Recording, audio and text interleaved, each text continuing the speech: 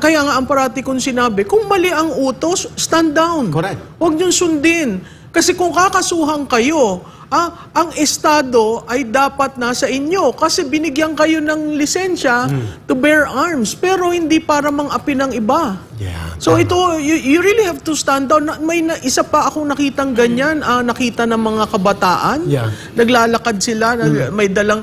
Tama. Wala ho tayong martial law dyan. Unless, talagang sinusubukan ng Pangulo na subukan nga natin maglagay tayo ng martial law dyan sa Davao City. Mali talaga itong ginagawa nila eh. Short of saying, at ako'y nagtataka, bakit walang nagsasabi sa kanila na mali ito? Para bang lahat nanunood lang at lahat inaalaw kung ano yung excesses nitong administrasyon na ito? Lahat ng tao, kahit yung mga senador,